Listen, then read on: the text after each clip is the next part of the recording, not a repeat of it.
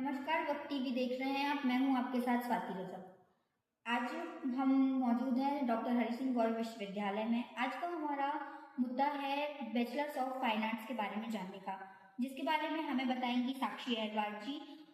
ये हमें fine arts के बारे में भी बताएंगी और साथ ही साथ ये हमें प्रवेश प्रक्रिया एवं विश्वविद्यालय के माहौल के बारे में भी जानकारी देने वाली हैं।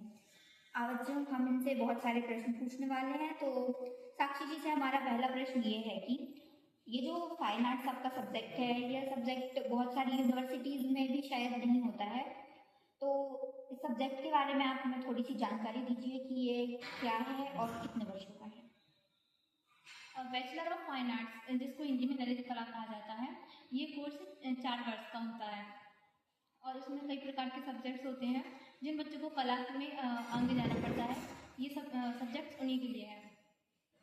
आप हमें विश्वविद्यालय में प्रवेश की प्रक्रिया के बारे में बताइए कि विश्वविद्यालय में अगर कोई विद्यार्थी प्रवेश लेना चाहता है तो वह इसमें कैसे प्रवेश लेगा। विद्यार्थी के लिए प्रवेश के लिए CUET एग्ज़ाम होता है, एंट्रेंस टेस्ट, और टेस्ट के बाद बच्चों के काउंसलिंग होती है, रजिस्ट्रेशन फॉर्म भरा जाता है और काउंसलिंग होने के बाद एडमिशन हो जाता है।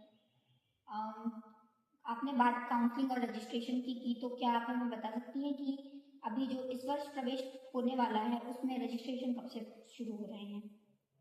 जी, रजिस्ट्रेशन 15 जुलाई से स्टार्ट है। और काउंसलिंग की कुछ संभावित डेट आप हमें बता सकती हैं।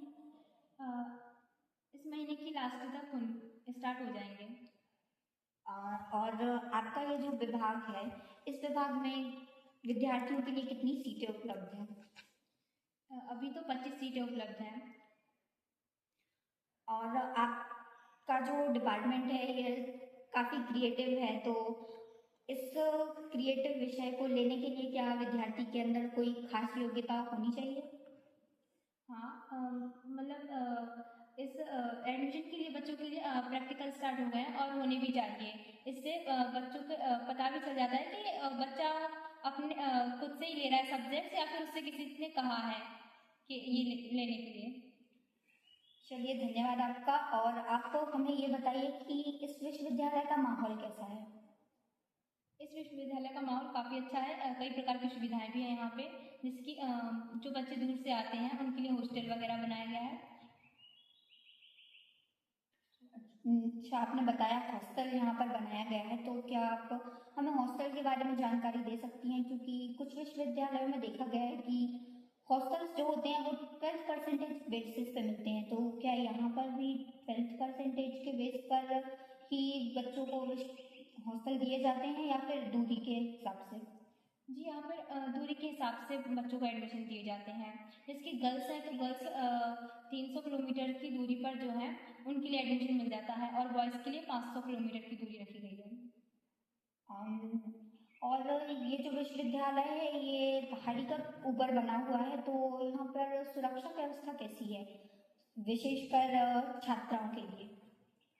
जी, कोई सुविधा तो नहीं। यहाँ पे काफ़ी सुविधा है। बच्चों को बसेस लगी हुई हैं और टैक्सी वगैरह भी रहते हैं, तो बच्चे टैक्सी से आते जाते रहते हैं डिपार्टमेंट। मैं फिर से अपना प्रश्न जो है वो दोहराऊंगी। यह विश्वविद्यालय महिलाओं के लिए कितना सुरक्षित है, मतलब जो छात्राएं आती हैं उनके लिए जगह सेफ है क्या। हाँ, क्योंकि लोगों का आना जाना लगा रहता है। ऐसा कोई मतलब शांत वो तो नहीं है रास्ता कि बच्चों को जाने में कुछ डर वगैरह हो या फिर कोई भी प्रॉब्लम हो। और आप विश्वविद्यालय के शिक्षकों के बारे में भी बताइए कि वो उनका बच्चों के प्रति व्यवहार कैसा है, वो अपने विद्यार्थियों के साथ किस प्रकार से रहते हैं। यहाँ के टीचर्स काफ़ी अच्छे हैं। बच्चों को कोई भी डाउट हो तो अच्छे से क्लियर कर देते हैं और भी कई प्रकार की अलग अलग चीज़ें सिखाते हैं। जिसकी अभी तक यूनिवर्सिटी में फोटोग्राफी सब्जेक्ट नहीं था, फिर भी टीचर फोटोग्राफी सिखा रहे थे बच्चों को। आप कुछ अन्य जानकारी भी हमारे दर्शकों को देना चाहेंगी। जी हाँ, मैं बताना चाहती हूँ कि ये जो सब्जेक्ट है फाइन आर्ट्स, काफ़ी बच्चे होते हैं जो वो नहीं लेते हैं, उनके या फिर फैमिली वाले मना कर देते हैं कि इसमें कुछ भी नहीं है, कैरियर नहीं है, ऐसा कुछ। लेकिन ऐसा नहीं है, इसमें भी काफ़ी कैरियर्स के लिए भी काफ़ी सब्जेक्ट्स होते हैं। जो लेने होते हैं। आपने जो करियर की बात करी तो आप हमें बताइए फाइन आर्ट्स लेकर एक स्टूडेंट क्या क्या कर सकता है। जी, फाइन आर्ट्स लेकर टीचर प्रोफेसर के लिए भी बच्चे सब्जेक्ट्स ले सकते हैं, टीचर प्रोफेसर बन सकते हैं फाइन आर्ट्स के। और भी कई सब्जेक्ट्स और भी कई हाँ, तो हम समझ गए आप क्या कहना चाहती हैं और शायद हमारे दर्शक भी। वैसे ये बात तो इन्होंने बिल्कुल सही बताई थी कि काफ़ी बच्चे होते हैं जो कि काफ़ी अच्छे स्केचेस, ड्राइंग और क्राफ्ट भी बना लेते हैं, लेकिन वो समझते नहीं हैं कि वे इस लायक ही के वे ये सब्जेक्ट लें। जैसे साक्षी जी, आप हमें बताइए कि आपने फाइन आर्ट्स कैसे और क्यों लिया। जी, मुझे बचपन से ही ड्राइंग और पेंटिंग करना पसंद था। और मैंने सोच कर रखा था पहले से ही कि मैं इसी में कुछ आगे करूँगी। और अपनी फैमिली वालों को भी बताऊँगी कि फाइन आर्ट्स एक ऐसा कोर्स है जो बच्चों को लेना चाहिए। कई पेरेंट्स लेने नहीं देते हैं और मेरे पेरेंट्स ने भी पहले मना किया था, लेकिन मेरी आर्ट वर्क देखकर फिर वो मान गए और मैं फाइन आर्ट्स कर रही हूँ।